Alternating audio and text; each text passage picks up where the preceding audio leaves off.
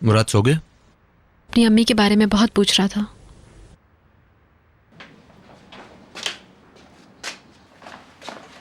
भाई देखा, उसने फोन तक नहीं किया, ना ही फोन पे मुराद के बारे में पूछा। मुझे ऐसा लगता है कि जैसे वो इसी मौके की तलाश में ही थी। भाई अगर तुम चाहते हो तो हम उसे ढूंढ सकते हैं, जिस तरह हमने पहले ढूंढा था। तलाश कर सकते हैं हम उसकी। नहीं नहीं, अब मैं उसे वापस नहीं बुलाऊंगा। अब मैंने फैसला कर लिया इस बात का। मैं और मुराद रह लेंगे उसके बगैर। शब्बा खैर। शब्बा खैर। इसका गुस्सा कम हो रहा है। हमें कल ये जरूर कहेगा कि हम उसको ढूंढ के लेके आए। उनको ज्यादा फिक्र मुराद की है, वो उसे खोना नहीं चाहते और मेरे मुकदमे की वजह से भी बहुत परेशान है।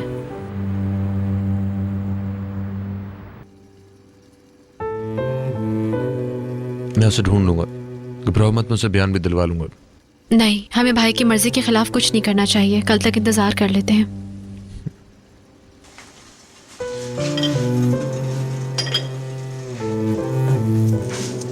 मैं तो तारो दूसरा लगा रही हूँ।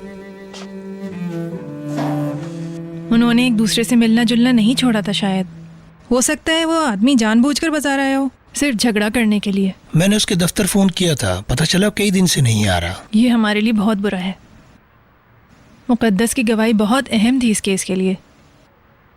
अगले हफ्ते तक हम उससे किसी न किसी तरीके से बात कर लेंगे। फातिमा गुल ठीक कह रही थी। मुकद्दस खातून इंतहा से ज्यादा जिद्दी औरत है। बहुत मुश्किल हो जाएगी। लाओ दो। मैं लगा देता हूँ।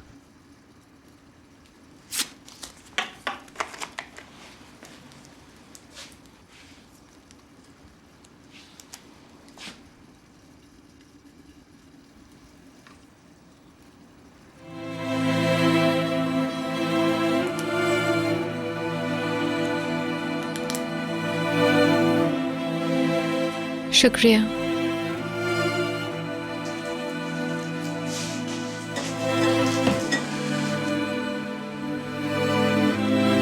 नाराज मत होना, एक बात कहूं तुमसे।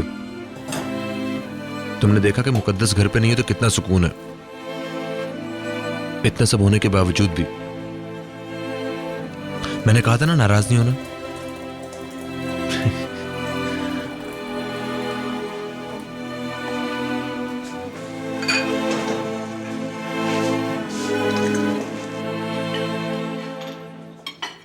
तुमने अपने बच्चों को छोड़ दिया, तुम्हारी मर्जी, मगर मैं ऐसे नहीं कर सकती हूँ।